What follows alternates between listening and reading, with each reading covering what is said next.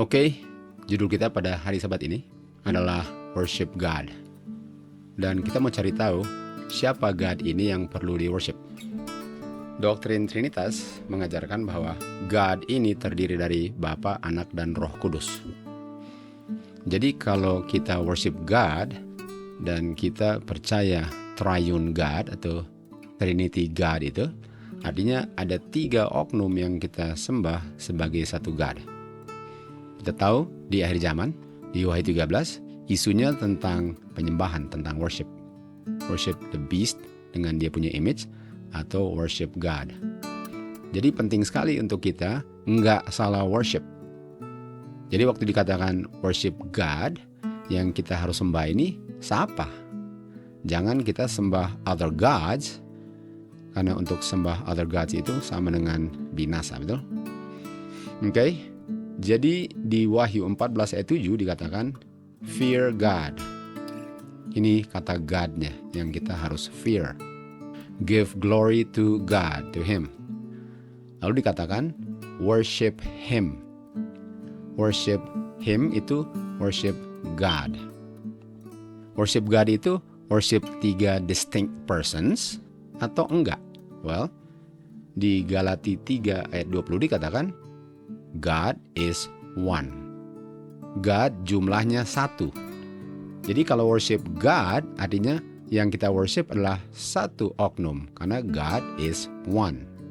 Sementara doktrin Trinitas mengajarkan satu God itu adalah Bapa, Anak, dan Roh Kudus, persatuan dari 3 persons yang co-eternal.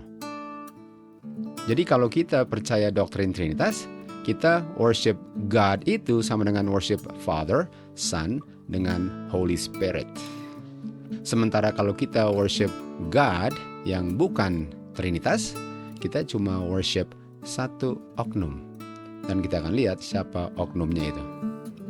Jadi worship God di Alkitab ini satu oknum, yaitu God.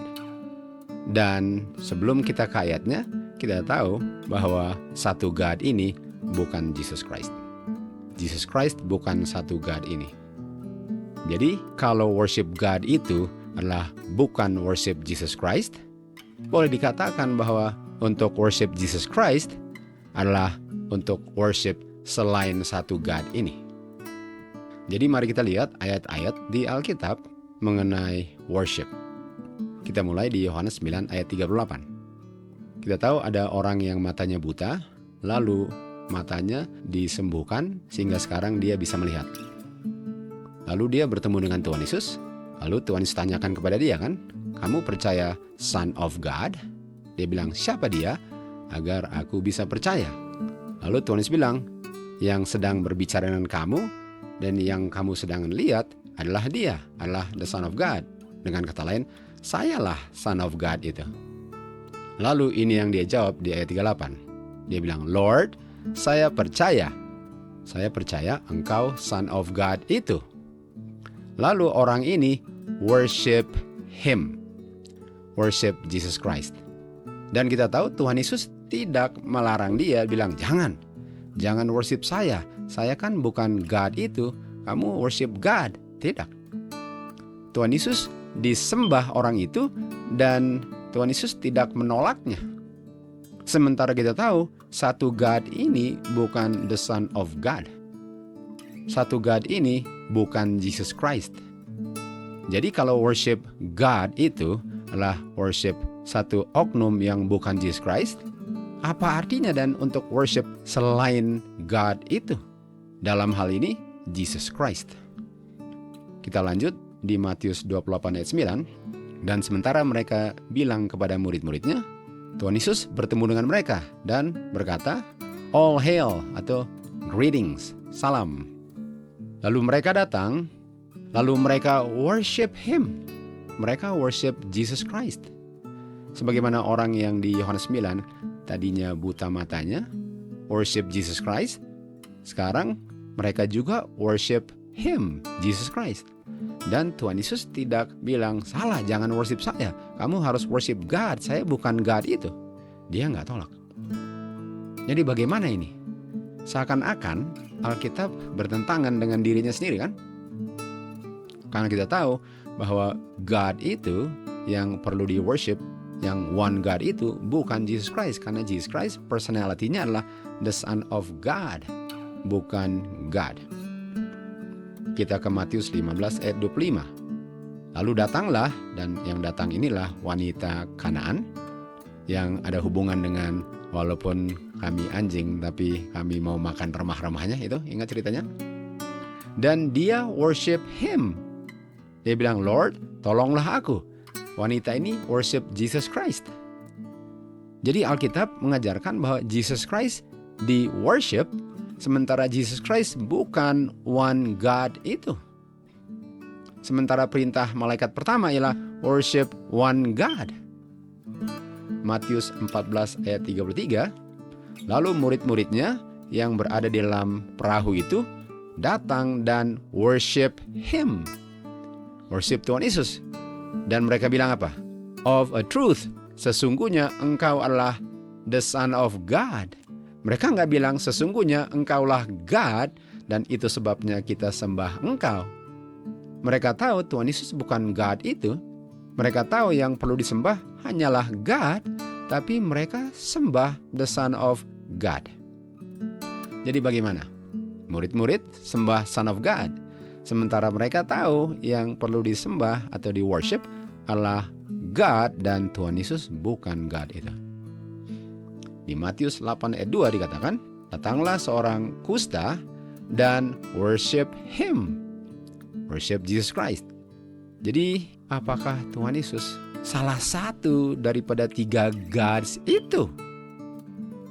Dan ayat-ayat ini digunakan mereka yang mengadvocate doktrin Trinitas, bahwa inilah bukti-buktinya bahwa Tuhan Yesus adalah salah satu daripada 3 persons itu yang adalah God, karena dia nggak menolak untuk di worship, sementara hanya God yang bisa di worship dan Tuhan Yesus di worship dan dia tidak tolak. Dan inilah buktinya dia adalah God sebagaimana Bapa dan Roh Kudus adalah God.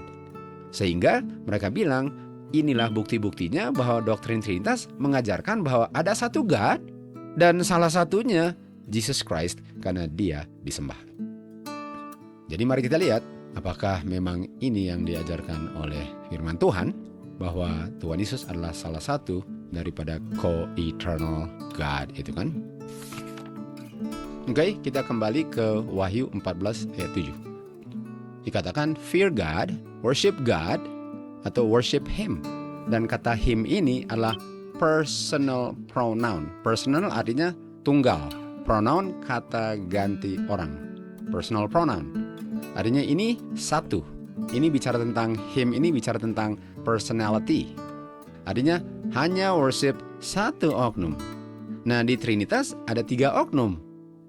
Jadi dengan kata him, ini buktinya ini bukan Trinitas. Karena kalau Trinitas nggak akan dibilang him, karena Trinitas jamak. Nggak bisa dibilang worship him lalu jumlahnya lebih dari 1. Artinya hanya ada 1. Tapi kita tahu Tuhan Yesus bukan satu itu. Jadi dari kata him kita tahu ini bukan doktrin Trinitas. Tapi di balik itu, kok Tuhan Yesus disembah kalau dia bukan satu God itu? Itulah alasannya kenapa kita perlu belajar Alkitab. Dan jangan hanya mengambil satu ayat lalu menggunakan ayat itu untuk membenarkan kita punya pendapat. Oke, mari kita lihat siapa him ini yang adalah satu God ini. Di 1 Korintus 8 ayat 6 dikatakan hanya ada satu God. Oke, terima kasih. Siapa? Jawabannya Bapa. Nah, Trinitas bilang satu God itu Bapa, Anak, Roh Kudus. Jadi dari ayat ini Trinitas tumbang. Ayat ini langsung menumbangkan ide bahwa ini adalah Trinitas. Karena Trinitas bilang satu God itu adalah Bapa, Anak, Roh Kudus.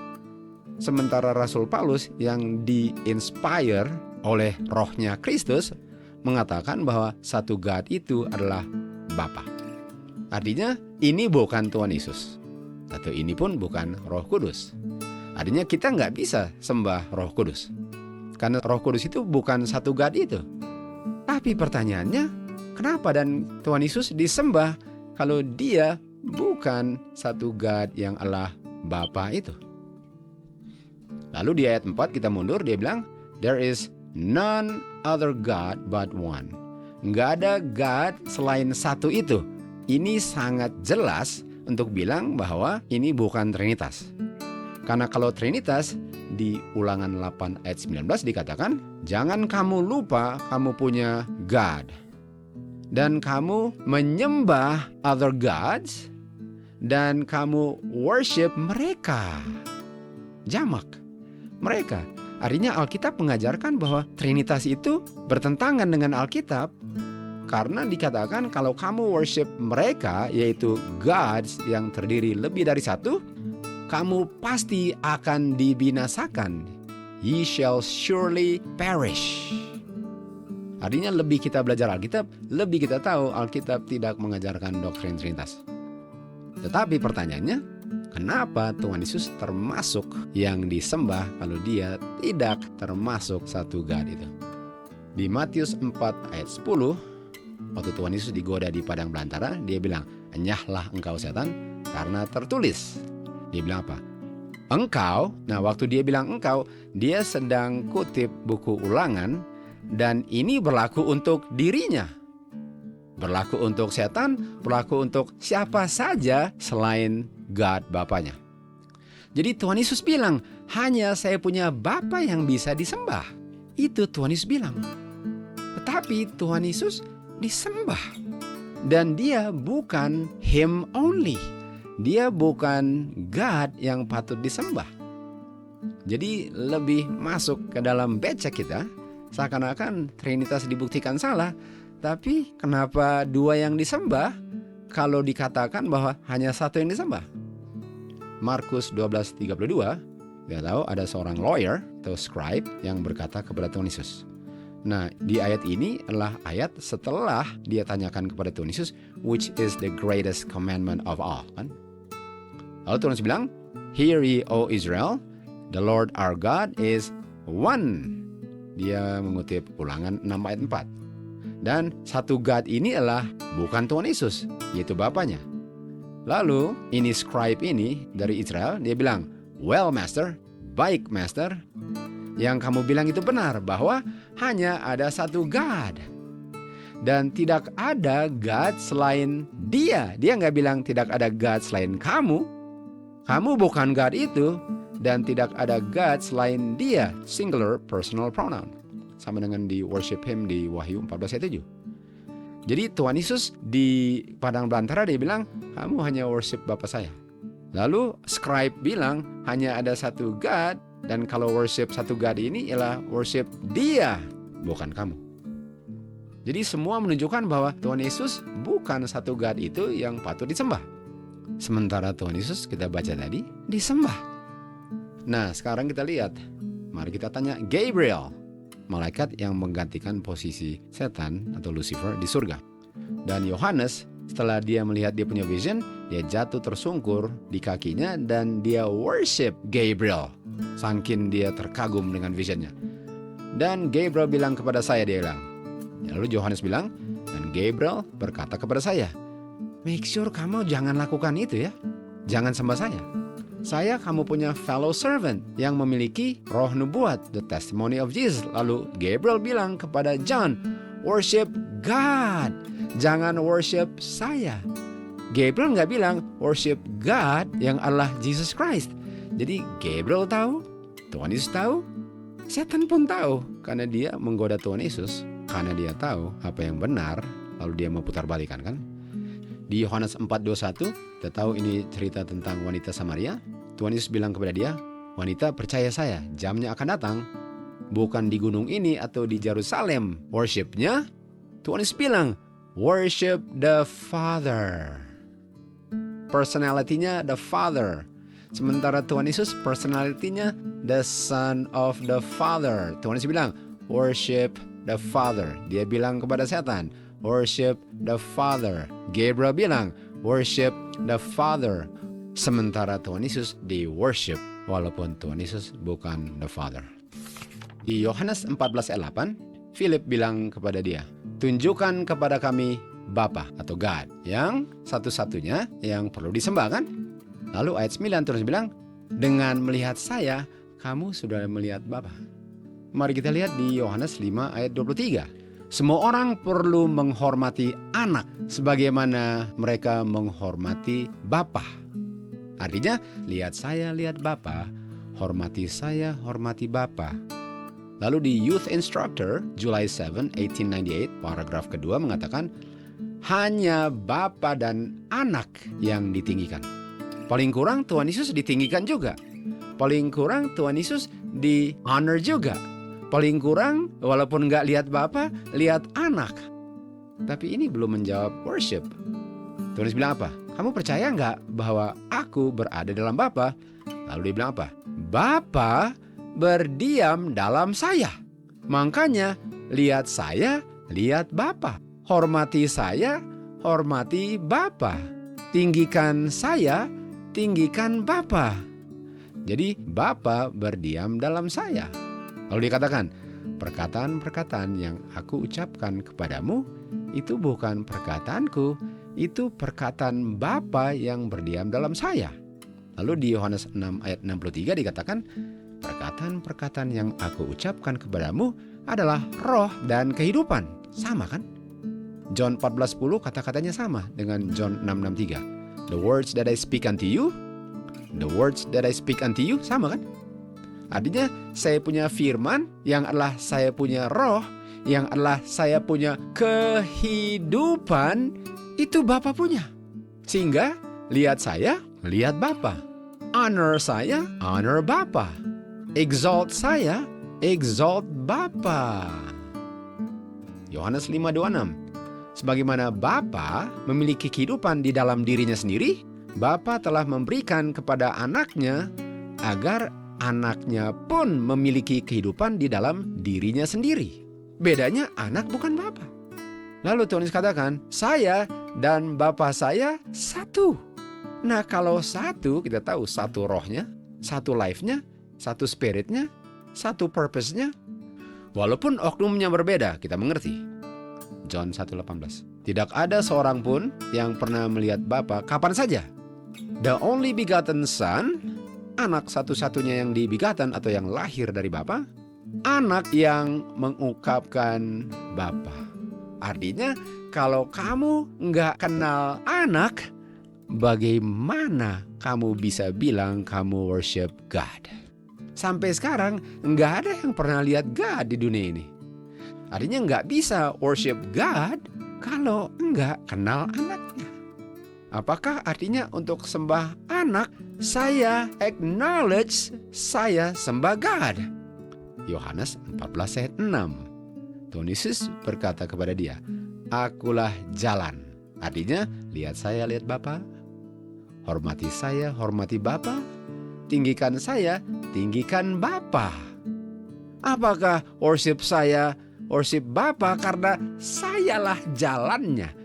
Yang kamu lakukan kepada oknum yang kamu nggak pernah kenal, lakukanlah kepada yang kamu kenal. Sebagai bukti kamu sembah yang kamu nggak kenal melalui yang kamu kenal. Sayalah jalannya. Artinya kalau kamu mau sembah Bapa, sembah anaknya. Bukan karena anaknya satu God itu, tapi kamu sembah satu God melalui anaknya yang memperkenalkan kamu Bapanya. Walaupun anaknya bukan Bapanya. Lalu dikatakan, nggak ada yang bisa worship Bapa kecuali melalui aku.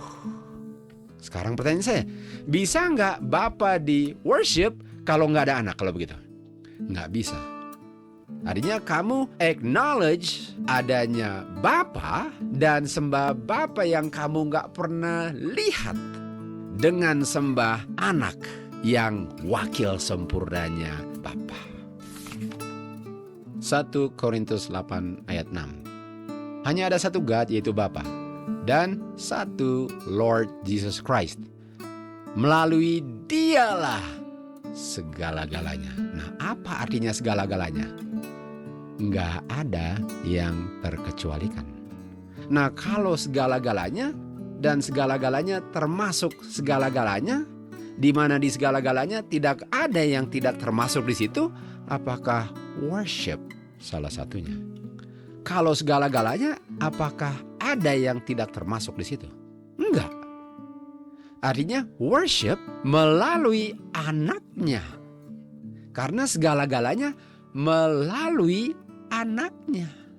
Lebih kita belajar Alkitab, lebih kita bisa lihat dengan sangat jelas bahwa doktrin Trinitas bukan doktrin surgawi. Mari kita baca Desire of Ages, halaman 21, paragraf kedua. Kutipan ini memberikan contoh daripada wakil di semesta alam ini, bintang-bintang, semua yang diciptakan itu, yang mengungkapkan penciptanya. Lalu sekarang dibilang apa? Sekarang kita melihat God di dalam Jesus, anaknya. Jadi kita melihat God di dalam anaknya. Dengan melihat Tuhan Yesus, kita melihat kemuliaannya God. Jangan lupa, segala-galanya melalui Tuhan Yesus. Segala-galanya melalui Tuhan Yesus. Segala-galanya. Artinya kalau mau kenal Bapa, kalau mau bikin apa saja, kalau saya mau sampaikan sesuatu kepada Bapa, semuanya harus dibuat kepada anaknya. Karena Bapa dimuliakan waktu saya melakukannya melalui anaknya yang ditujukannya kepada Bapanya. Doa di Matius 6 dibilang gini, Bapa kami di surga, dan kita tahu tutupnya di dalam nama anakmu. Semuanya melalui anak. Semuanya Kristus terima dari Bapanya. Tetapi Kristus terimanya agar dia bisa memberikan. Artinya Tuhan Yesus bukan lautan mati. Tuhan Yesus lautan kehidupan. Dia nggak terima lalu dia bendung apa yang diterima. Artinya Bapa berikan semuanya kepada Kristus agar Kristus bisa menyalurkannya kepada semuanya. Lalu apa yang dibilang? Demikian juga lah di surga. Ministrinya untuk semua makhluk-makhluk yang diciptakan melalui anaknya yang dia kasihi. Kehidupan Bapa mengalir ke semuanya melalui anaknya. Lalu apa? Lalu semuanya kembalinya. Semuanya kembali yaitu praise, puji-pujian, joyous service, a tide of love. Semuanya kembalinya melalui anaknya. Bapa kirim melalui anaknya, Bapa terima puji-pujian dari manusia melalui anaknya. Artinya kita sembah God melalui anaknya. Karena dia mengungkapkan kasihnya melalui anaknya. Lalu kita kenal Bapa sekarang. Dan kita bilang, saya mau sembah Bapa. Dia bilang apa? Tidak ada yang bisa kenal Bapa tanpa melalui aku. Artinya saya sembah anaknya. Dan itu artinya saya sembah Bapanya. Wahyu 14 ayat 7, malaikat pertama mengatakan, fear God, worship Him, Bapa yang menciptakan. Worship Dia yang menciptakan. Worship God, the one God yang menciptakan. Efesus 3 ayat 9. God, the one God yang perlu disembah, menciptakan semuanya melalui anaknya. Nah, artinya anaknya menciptakan? Iya. Nah, kalau di Wahyu 14 ayat 7, malaikat pertama bilang, sembah Dia yang menciptakan. Anak kan menciptakan. Iya, tapi kamu hanya bisa sembah one itu yang God. Iya, tapi anak menciptakan. Dan saya nggak kenal Bapa. Saya tahu Bapa menciptakan karena anak bilang. Artinya saya mau sembah Bapa dan saya hanya kenal anak dan kenal anak, kenal God. Saya sembah Bapa dengan saya menyembah anaknya yang juga menciptakan. Jadi murid-murid tadi waktu kita baca, orang kusta dan semua itu, salah nggak mereka sembah the Son of God? Enggak. Artinya mereka tahu kan bahwa cuma ada satu God dan hanya sembah satu God itu. Mereka tahu 10 hukum. Kenapa mereka sembah anaknya? Karena mereka mengerti untuk sembah God harus melalui anaknya. Artinya mereka percaya bahwa Tuhan Yesus sesungguhnya adalah anaknya. Karena kalau enggak, itu Trinitas. Ini buktinya bahwa orang kusta pun, orang buta pun tahu cuma ada satu God dan cuma ada satu anaknya. Dan God nggak pernah dikenal selain anaknya, nggak pernah dilihat selain anaknya. Lihat anaknya, lihat bapaknya, dan sembah bapaknya ialah sembah anaknya. Orang-orang ini tahu semua. Nggak ada persoalan untuk sembah anak. Dan Tuhan Yesus pun tahu itu karena dia terima itu. Dan inilah buktinya bahwa Bapa yang disembah. Tuhan Yesus nggak ada persoalan dengan itu. Semua yang dilakukan untuk kemuliaan Bapaknya. Di Ibrani 1:2 dikatakan, melalui anaknya Bapa menjadikan bumi-bumi di semesta alam. Artinya Tuhan Yesus adalah pencipta. Artinya untuk sembah Bapa yang menciptakan melalui anaknya, saya sembah anaknya, karena itulah artinya saya sembah Bapa yang menciptakan melalui anaknya. Jadi apakah kita sembah Jesus Christ? Absolutely yes. Indeed. Karena dengan demikianlah kita sembah God the Father. Dengan saya nggak mau sembah Tuhan Yesus, saya nggak mau sembah Bapa. Dengan saya menyangkal Tuhan Yesus anaknya, saya menyangkal untuk sembah Bapaknya. Ibrani 1:6, Bapa bilang, biarlah semua malaikat-malaikatnya God worship dia. Siapa dia? Anaknya. Bapa yang bilang worship anak saya. Bapa sendiri bilang worship dia, worship anak saya. Kenapa? Karena dengan worship anaknya yang saya kenal, saya worship Bapaknya yang saya kenalnya melalui anaknya, tapi belum pernah lihat. Kenapa saya bilang belum? Karena kita pernah baca, nanti di surga kita akan lihat Bapa. Filipi 2:9 dikatakan, wherefore God juga telah meninggikan anaknya. Exalted him. Ingat tadi? Ingat ya? The Father and the Son alone are to be exalted. Hanya Bapa dan anaknya yang di-exalt kan? Tapi anaknya itu diangkat tinggi oleh Bapaknya yang selalu di posisi tinggi itu. Sehingga Bapa disembah, anak pun disembah. Karena sembah anak sama dengan saya mengakui Bapa. Jadi anak diangkat. Ayat 11. Dan setiap lidah, every tongue, harus mengakui bahwa Jesus Christ adalah Lord. Jadi waktu saya mengakui Jesus Christ atau waktu saya sembah Jesus Christ, apa hasilnya? Dan Bapalah yang dimuliakan. Artinya dengan sembah anak, Bapalah yang dimuliakan. Artinya kalau saya bilang saya cinta Bapa, sembahlah anaknya. Itu buktinya. Saya angkat tinggi Bapa, jangan rendahkan anaknya. Yohanes 5:23. Semua yang menghormati anaknya, menghormati Bapanya. Lihat tadi Filipi 2:11.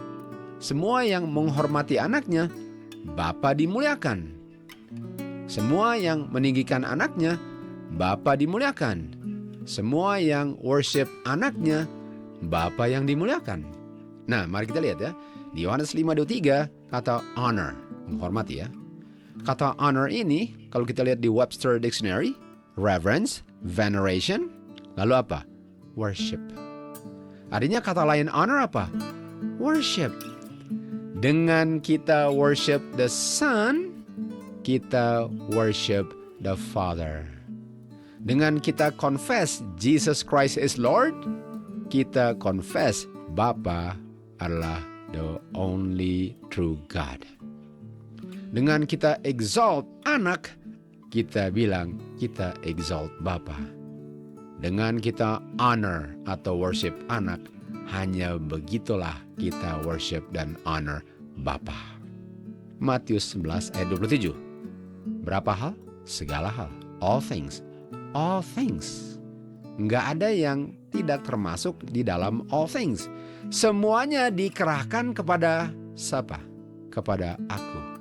Semuanya Bapa of Bapa. Semuanya yang dari Bapanya, oke? Bapa harus di-exalt, Bapa harus di-honor, Bapa harus di-worship, tapi semuanya dikerahkan kepada anak. Sehingga kalau kamu mau worship Bapa, Bapa kerahkan kepada anak untuk di-worship, lalu dengan demikianlah Bapa di-worship. All things are delivered unto me of my Father, termasuk worship the Father, melalui anak. Yohanes 14 ayat 13, dikatakan sini, apa saja yang kamu tanyakan di dalam namaku, hal itu aku akan lakukan, agar Bapa bisa dimuliakan di dalam anaknya. Jadi bagaimana kita memuliakan Bapa? Melalui anak. Waktu kita muliakan anak, kita muliakan Bapa. Waktu kita worship anak, kita worship Bapa. Filipi 2 ayat 10. Pada nama Yesus, setiap lutut akan tunduk. Kata lain, setiap lutut tunduk apa? Worship. Dan siapa yang disembah di sini waktu semua tunduk? Yesus. Jadi Tuhan Yesus disembah. Semua perlu sembah Tuhan Yesus, Bapa bilang.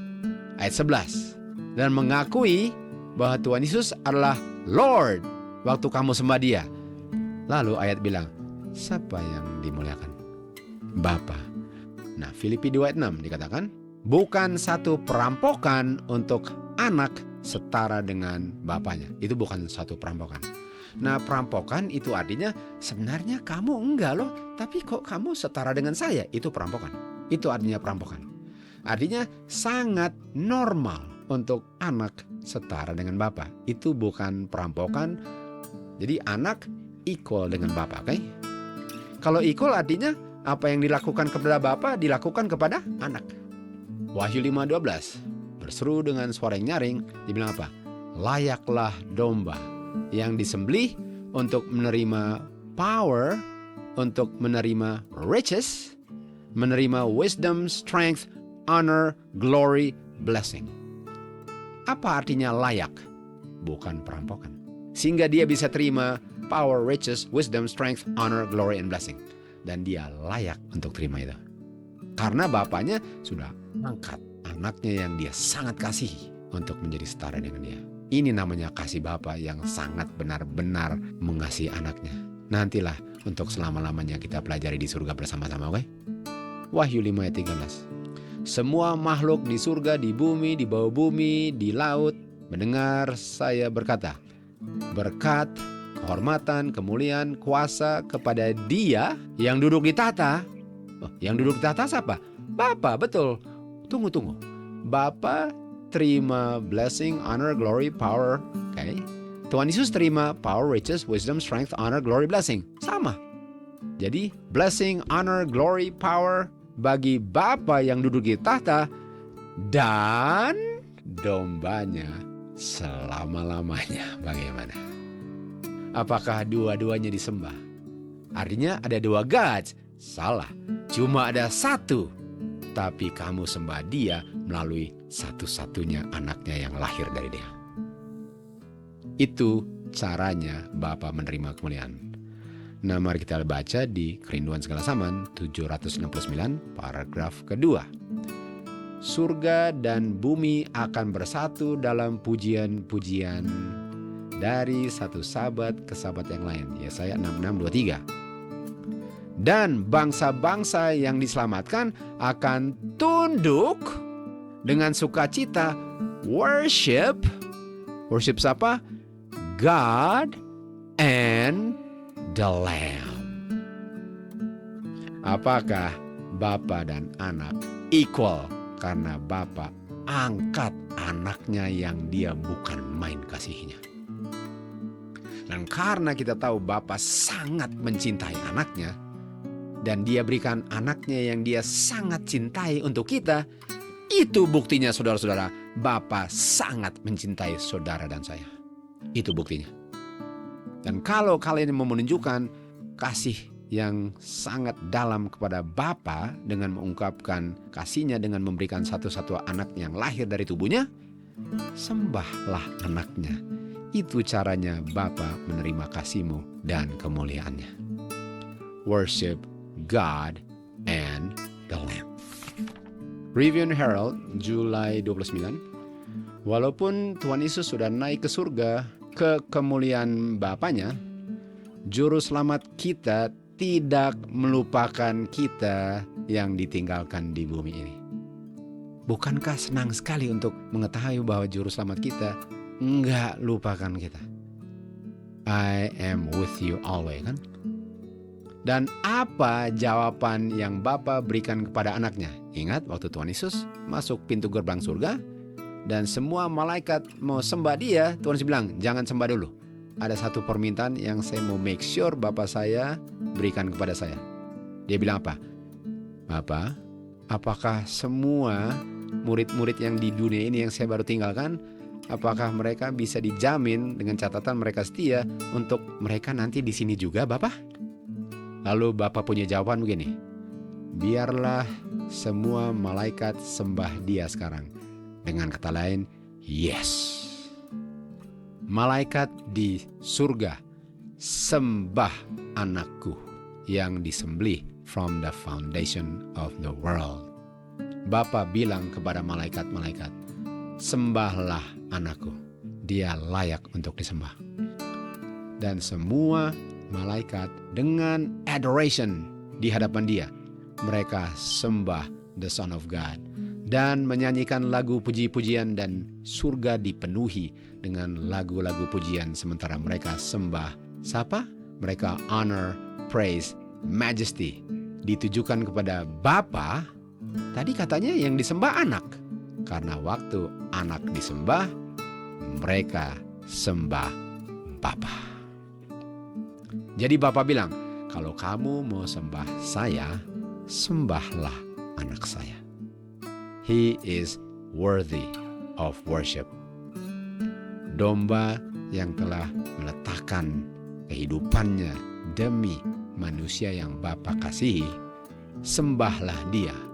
Dengan kamu sembah anak saya dimuliakan sebagai Bapanya yang mengasihi anak saya. Kita baca di Patriarchs and Prophets 36 paragraf 2. Di hadapan penghuni surga, Raja semesta alam, Bapa menyatakan bahwa tiada lain selain Kristus, satu-satunya yang lahir dari Bapanya, bisa masuk dalam dia punya purposes. Dan hanya kepada dialah diberikan hak eksekusi semua counsel kehendak Bapanya. Tiada lain. Dan setan adalah salah satu malaikat yang berada di sekitar tahta Bapa dan anak. The Son of God, anaknya Bapa, bekerja untuk melakukan kehendak Bapa dalam penciptaan semua makhluk di surga. Dan kepada dialah, sebagaimana kepada Bapalah, semua makhluk surgawi perlu homage. Homage itu apa? Worship. Semua perlu worship. Dan kesetiaannya patut ditujukan kepada anakku. Karena dengan menyembah anakku, engkau menyembah the King of the universe. God the Father, the only true God, hanya bisa dimuliakan kalau kita worship the only begotten Son of God. Yohanes 5:23. Dengan kita sembah anak, kita sembah Bapa. Tetapi kalau saya tidak mau sembah anak, saya tidak sembah Bapa. Nah, jangan lupa ini. Jangan lupa.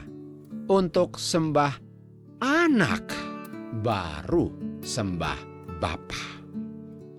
Ayat ini nggak bilang kalau kamu sembah oknum yang berperan sebagai anak, kamu sembah oknum yang berperan sebagai Bapa. Bukan, sama sekali bukan. Sama sekali bukan.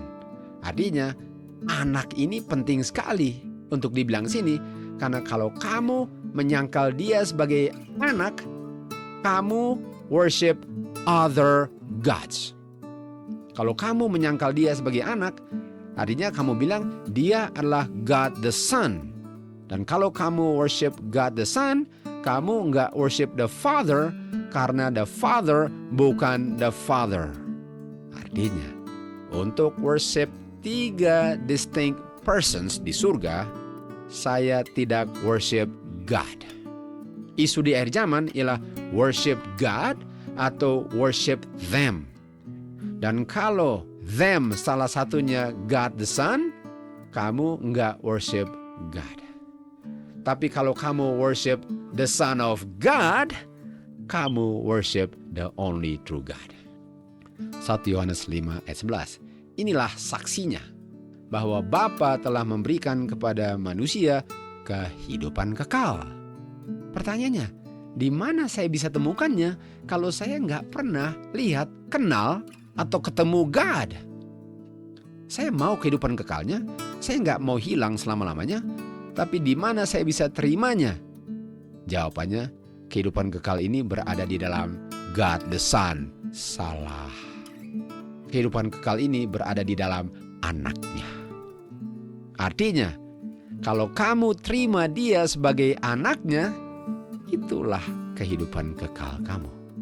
Tetapi kalau kamu tolak dia sebagai the Son of God, karena kamu bilang dia adalah God the Son nomor 1 nggak ada, sehingga nggak bisa ada kehidupan kekal di oknum yang nggak ada, sehingga kehidupan kekalnya pun lenyap kalau dia adalah oknum yang nggak ada. Sehingga kalau kamu terima dia sebagai God the Son, kamu tidak memiliki kehidupan kekal. Worship God, jangan worship them. Tapi untuk worship God, worship the Son of God, bukan God the Son. Kehidupan kekal kita hanya kalau kita acknowledge that Jesus is truly the only begotten Son of the Father. Hanya dengan demikianlah kita bisa memperoleh kehidupan kekal. Dan dengan kita sembah anaknya, dengan kita exalt anaknya, dengan kita honor anaknya, Bapa dimuliakan forever and ever. To God be the glory through His only begotten Son, Jesus Christ, our Lord and our Savior. Amen.